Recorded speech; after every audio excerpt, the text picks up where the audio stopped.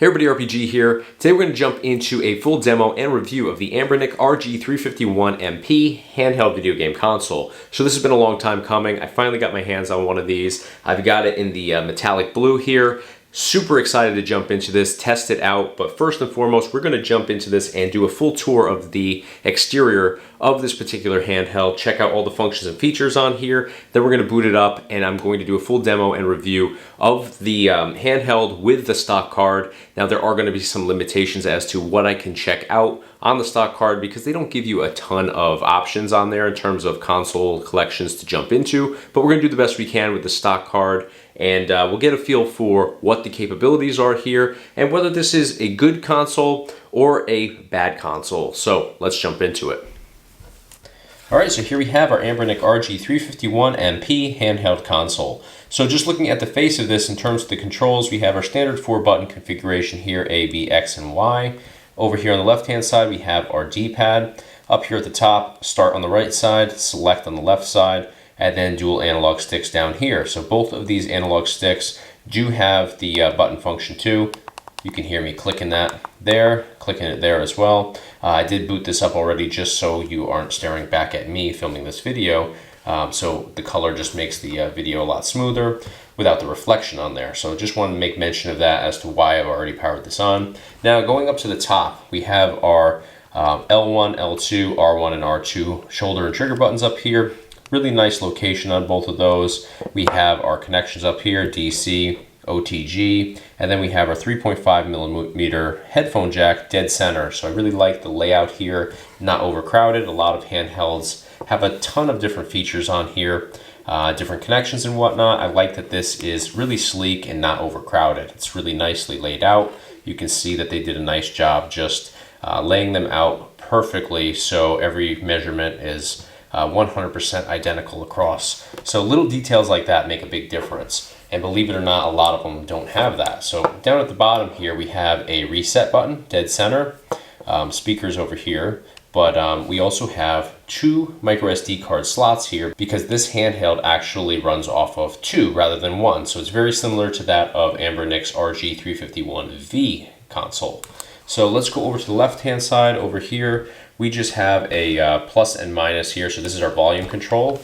And then on the right-hand side is our power button. So you'll power this on by holding that for 3 seconds or so, and you'll jump right into your boot up process. I do want to make mention though, and I try to do this wherever possible, you don't want to power down using this. You certainly could, it will power down, but you always want to go through your safe shutdown process from whatever software you decide to use on here. If you're using the stock one, you can just hit your start button here and open up your main menu and then drop down to the bottom where it says quit. You'll select that and then go to shutdown system, and that will fully shut down everything correctly. So this is always how you want to shut things down.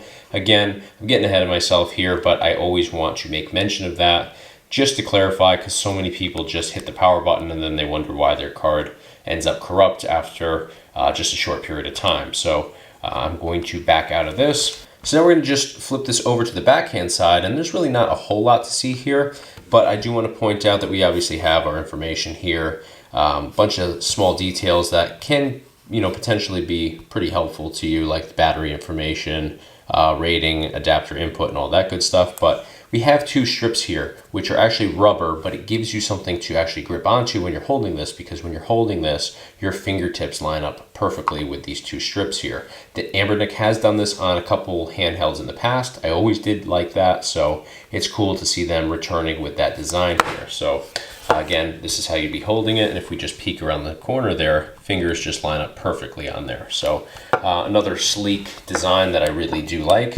Another thing here worth mentioning is the casing. This is a metallic casing, so it is pretty heavy overall, but in a good way. I mean heavy like it's durable. Not that you're going to be straining to actually hold this up, but if you're buying this for a kid that's I don't know, say under 7 years old, then, they might find it to be a little bit heavy. It's certainly heavier than a lot of the other handhelds that I've dealt with in the past, but I do like that it's got some weight to it, and it definitely feels durable in every way. It's not oversized or bulky, but the weight is just a good indication that they used solid materials here. And I do always like that they do these metallic casings sometimes, and this particular model certainly has that feature to it. So really like that, really sleek look to it. It's got that shimmer throughout, really just a beautiful paint job on here. Love everything about this. I'm so glad that I chose this metallic blue color because it really just has a super sleek contrast with the black buttons on here, and then of course the white labeling here and there throughout the console. So love everything about this so far. So we've already fired this up, so I don't have to power it on and go through the boot up process. This again is going to be with the stock card that comes with this console. So with stock cards, I'm sure if you've seen any of my review videos in the past on Anbernic or any handheld out there, these stock cards are usually generic cards. You're not going to get like a Samsung or a SanDisk card on there. With the generic ones, they're really unreliable because they can corrupt at any time. I mean, even Samsung and SanDisk are prone to corruptions. That's just micro SD cards in general, but you're in much better hands with a major company like those, as opposed to, no-name brands like they provide with you in these Anbernic products. So it is a decent card to get started. It's not going to be the final card that you want to roll out with this console on. I'm just going to give you that warning right now if you aren't familiar with handhelds and what stock cards are like. So just scrolling through here, we'll jump into what collections come on this. We have MAME here, which is going to be your arcade games. You're going to have here WonderSwan Color, Capcom 1, 2, and 3. We're going to have MSX, PC Engine, Nintendo Entertainment System, Game Boy, Super Nintendo, N64, Game Boy Color, Game Boy Advance, Open Bore, which is a really cool custom game sort of setup in here, Sega Genesis, Game Gear, Mega Drive, Dreamcast, Neo Geo, Neo Geo Pocket, PlayStation, PSP, and then we have our custom all games list, which if you jump in here, you'll have all of your games listed. I'll jump in here so you can see real quick. And you can see that they're all laid out in here. Not a great layout, but it's certainly not the worst that I've seen. Everything does seem to be in English, which is always a plus. Sometimes with these stock cards, you get in here and you find that half of it's in either Chinese or Japanese, and that's not very helpful because you have to go off of the photo there or the box art, whatever they provide. So it is nicely put together in regards to, the pictures on here for the list, but I'm going to back out of this. We have a favorites collection, which you can customize. You can add games to and from this list. It's always a great way. We have Nintendo DS here. We have Final Burn Neo, and then we're back to MAME where we started. So pretty solid collection. Now I want to jump into some of these collections because we don't want to get too excited too quickly here because some of them are very limited. So MAME is usually always a big one just because you're going back so many decades even to early arcade, and there's just so many titles. So you're not going to be getting your video previews on here for any of your titles. It's just going to be like a still shot or box art for each title. But nonetheless, it is pretty sleek and everything is laid out pretty nicely here. Now, from what I've seen so far, spelling is correct. They don't have abbreviations on the majority of these. Again, if you've seen any of my videos in the past talking about cards that come stock on handhelds, then you know that a lot of times they end up with abbreviations, which makes just selecting and locating games a real challenge. So not all of them have box art or photos. You can see here, nothing for this particular title. So we seem to be kind of getting away from them now.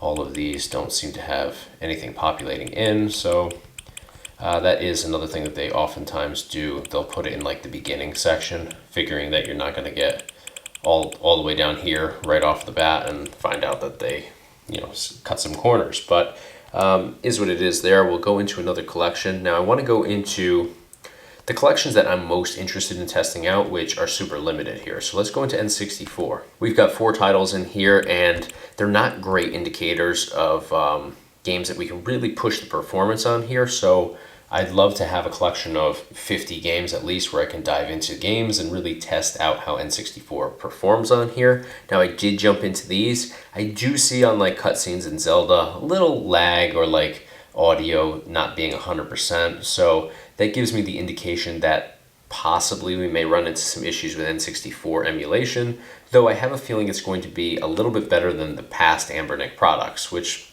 makes sense. With each model, they typically do try to better the overall performance, but N64 is one of those collections we're all familiar with, and we know that oftentimes the N64 collections can just be really tough to emulate, even on single board computers that are obviously much larger than what is inside here. So I'm going to back out again. I also want to point out Dreamcast, because that's another collection I want to be able to, you know, really test out. But unfortunately in here we have, what, 1, 2, 3, 4, 5, 6 different titles. And none of them are a great title that really gives us too much insight into what the performance is. And, you know, I think that they kind of choose that on purpose. They know that they're going to go in and pick probably the handful of games that perform the best in the collection. So Soul Calibur, though, I know is prone to some little glitches and like delays here and there, so we're going to jump into Soul Calibur on Dreamcast and test out the performance here. I also want to take a look at the picture quality as well as the audio quality as we jump into this title. Alright, so I did kind of cut the lights back behind me so you can see better.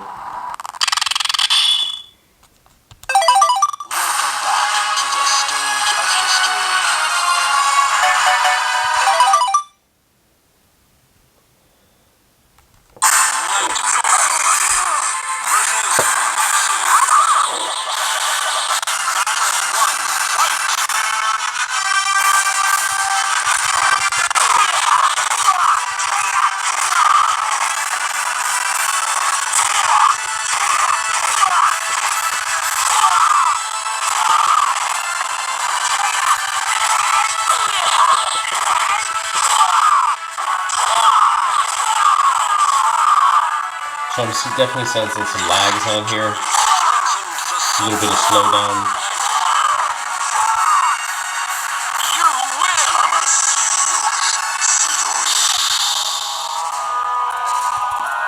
Should do one more.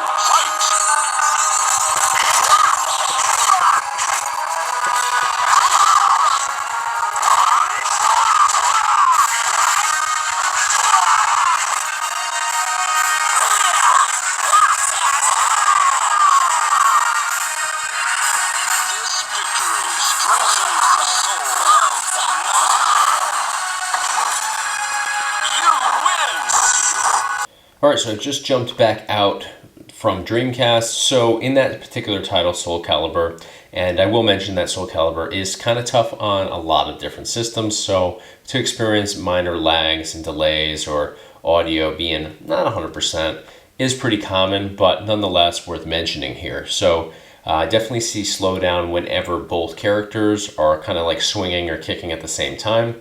If it's just a one-sided fight where one person is kicking and then the other, I do notice that it's not too bad, but definitely the more movement and functions that are being utilized in the game definitely seems to contribute to slowdown, lags, and you know, where the audio just starts to get a little crackly or garbled. So let's move on to the next collection here. And the reason I'm actually jumping into Dreamcast and was talking about N64 is these are the more challenging collections to dive into on a handheld. So, you know, I know that things like Neo Geo, PlayStation, everything pretty much other than PSP, Dreamcast, and N64 is going to run beautifully. We've seen that time and time again on other handhelds in the past, and I have tested them out on this here. I just don't want to waste too much time diving into collections that I know work flawlessly. So we will jump into a handful of titles real quick, but I don't want to spend too much time on those older collections that do run extremely well. Now PSP, as I mentioned, is another one of those collections that is hit or miss. However, I have jumped into this collection, and we'll jump in here just so you can see. It is very limited. So we have 1, 2, 3, 4, 5, 6, 7, 8 different titles on here. So again, very limited in terms of the amount of games that we can really test out. But I do want to jump in here and I want to show you guys Ridge Racer, because Ridge Racer is actually a title that can be very difficult to get right, but they did get it right here and it runs super well. So we're going to jump into Ridge Racer. Ridge Racer. All right, so we're going to just do a single race here. I'm just picking whatever is the first car.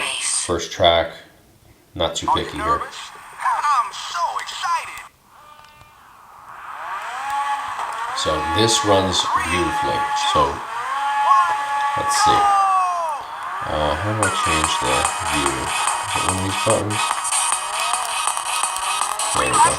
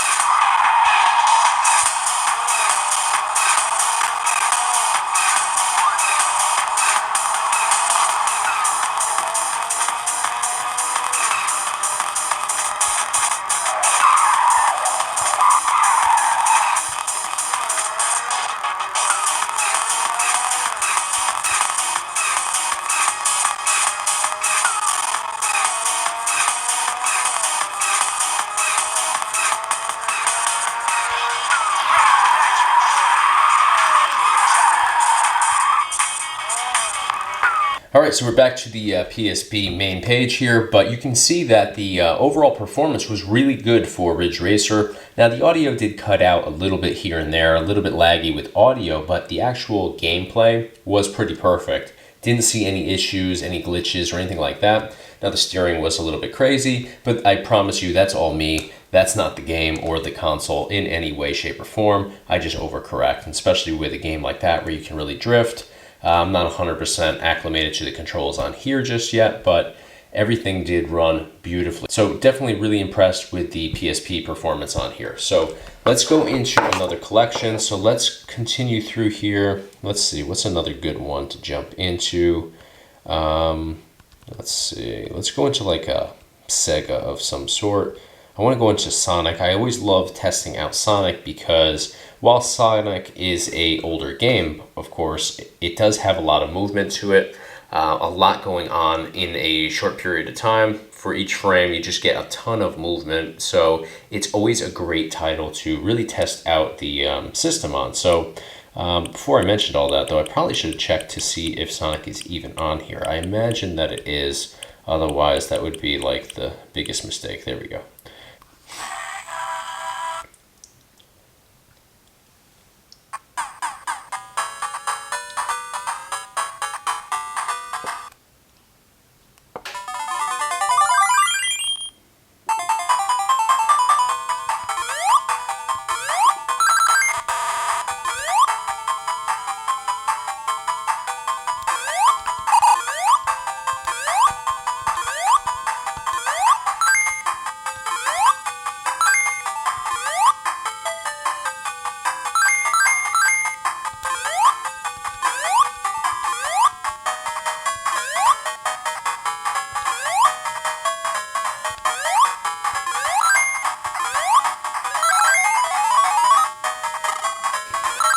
Alright, so from this video you can see that we jumped into a full tour of the outside of the RG351MP handheld console here. We walked through all the controls, functions, features of the outside of our console, and I gotta say, I love everything about the outside.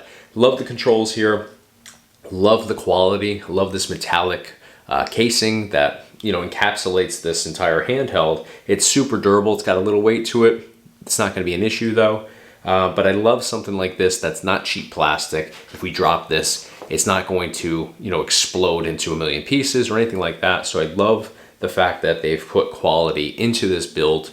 Buttons and everything function beautifully. There's no stickiness, no lags or anything within games. The dual analog sticks on here perform 100% perfect. Love them. I think it's the same ones that we saw on the RG351V. I raved about them there. I'm going to rave about them again. Love the feel of them. Love the steering on them. Now, we jumped into Ridge Racer. My steering wasn't 100%, but I promise you on other handhelds, it's 10 times worse. So With that one drifting, I was actually able to correct once I over drifted around turns and stuff. That's all because of these dual analog sticks on here. They just have a great feel to them. I think that when we jump into some more games like Mario Kart and stuff like that, they're definitely going to be put to the test on those, because I'm always all over the place on games like that. But love them. I think they're great. Placement of the shoulder trigger buttons up at the top is great. I love that they're low profile, so they're not like big chunky buttons that, you know, stick out from the top of our console. Love that. You know, some people prefer that like hinged trigger, like what we have on the new RGB10 Max 2. Take it or leave it, honestly. I'm typically not a fan of the hinged triggers, but in this case, I like the sleek design. I'm a less is more type of guy, so for me, this is what I'm into. I like the fact that we don't have, you know, an overloaded amount of connections up here at the top, like the RGB10 Max and Max 2. Not that I have anything against that. I actually do like both of those handhelds a whole lot, but up at the top, they have like a computer board's amount of different on and off switches and all types of stuff at the top. It's just more stuff that you can potentially, you know, snag and hit and all that while you're playing games. So I like that the fact that everything is low profile and you're just not dealing with a whole lot up at the top. We have our volume control on the side. Love external volume controls. I've mentioned that in past videos. When handhelds started coming out, early on, they didn't have external volume controls, or they didn't all have external volume controls. So you'd have to jump into like your main menu, stop a game, jump into your main menu, make adjustments, and then jump back into your game to test out whether you adjusted correctly or not. So this is just more convenient, it takes much less time. Love the fact that we can just do that, because when we're playing games from a bunch of different collections, many of which are decades apart, you're not going to have a stabilized volume level throughout. So you might jump into N64 and the volume you have to crank way up, and then jump into Sega Genesis, just as an example, and you might find that it's, you know, blaring and you need to go down, you know, 10 button pushes. So it's good to be able to adjust that externally and be able to do it right away and not have to jump out of a game, go into the settings, make your adjustment, go back into the game, test it out. It just takes a ton of time. So love everything about the way that they've put this together. We have the dual micro SD cards, similar to that, or pretty much exactly the same as the RG351V that Anbernic put out not too long ago. So really nice to be able to have both of those rather than trying to cram everything onto just one SD card. Now, in terms of performance on here, as I mentioned in the video, we're a little bit limited as to what we can test out, because the card that comes stock with this particular handheld doesn't have a lot of games in the collections that would be the collections that are concerning to me. So N64, Dreamcast, and PSP, those are the collections where with handhelds they start to get a little dicey. They're a little bit more demanding than everything prior to those. So everything prior always runs 100% smooth. Everything from N64, Dreamcast, PSP on is where we start getting some issues. So we jumped into the games that were available on here, and I only showed a couple of them, but N64, everything ran really smooth for the most part. In cutscenes, I would see like a little bit of the audio cut out or like minor glitches, but nothing that makes the games unplayable in any way. Same thing with Dreamcast. We jumped into Soul Calibur. That's a tough game to emulate on pretty much any device. So the fact that we were able to play it is a plus. It did have a little bit of, you know, lags and glitches here and there, but they were pretty minor. I don't think it made the game unplayable. Maybe if you're super picky, you know, you'd take offense to it, but you can get into the game, you can enjoy it and have a good time. I think it's perfectly fine. We are limited as to what we can do, but with Ridge Racer for PSP, I was really blown away by the performance there. We did get some little audio issues here and there, but it was super minor, nothing that's going to, again, affect your overall experience. The gameplay was pretty much perfect, and I love that because I've played that on, what was it, the JXD, I'm gonna forget the name of the model there, S192 something, I forget what it was. Came out a few years back, and I remember trying to play Ridge Racer on there, and it would be good for a little while, and then it would just go down to slow motion. And that was a much bulkier handheld than what we have right here. So we're definitely going the right direction with handhelds, and I think that Anbernic is definitely at the front of the line in terms of people developing and pushing everything forward. So definitely think that the performance is good on here, but I would love to be able to have access to more games to really test it out within those collections. Again, N64, Dreamcast, and PSP. So, but with Ridge Racer running that well, I think that everything is going to run pretty well for the most part. You're always going to get games that don't work 100% within N64 or Dreamcast, and PSP, but you know, for the majority of the collections, I think that we're going to be in good hands. So I'm going to use this video as basically part one of my review, and once I put together a game collection card for the RG351MP, I'm going to come back around and do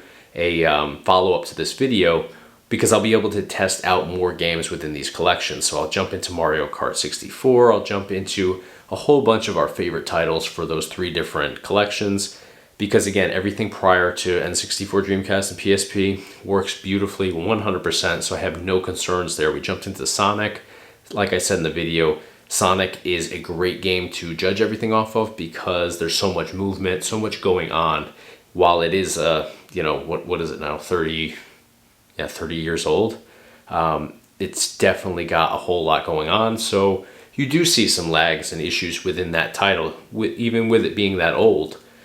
You know, if you have some issues within your handheld, or you know, it just doesn't have the capabilities that it needs to in order to emulate that properly. So we didn't see any indication of that whatsoever in Sonic. Everything was pretty much perfect. So I'm confident, again, performance is going to be really nice here, but stay tuned for that follow-up video just so we can, you know, fully test this out and really put it under the magnifying glass for those particular collections. So all in all, really happy with this. I think that it's a great handheld. I think it's really cool looking too.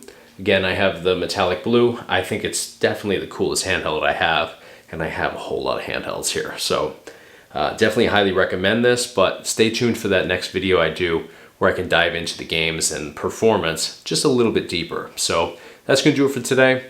Definitely recommend this. I'm going to put a link in the description of this video so you can get some additional information on this particular handheld, but that's going to do it for today. So thank you guys so much for your time and watching this video. If you have any questions or anything like that, feel free to hit me up in the comment section. Always happy to answer your questions or help you guys out any way I possibly can. If you enjoyed this video and you found it helpful, smash the like button for me. Be sure to subscribe to the RetroPie Guy YouTube channel if you haven't already, because I do a ton of different videos based around retro gaming. I do tutorials, product reviews, gameplay demos, and then I have the Forgotten Favorites YouTube series every Monday and Thursday night on here. So lots of great content. Best way to stay in the loop is to hit the subscribe button. You could do it right from this video. In the corner of the video, just tap subscribe and you'll be in the loop for all future videos. Again, that's going to do it for today. Thank you guys so much for your time.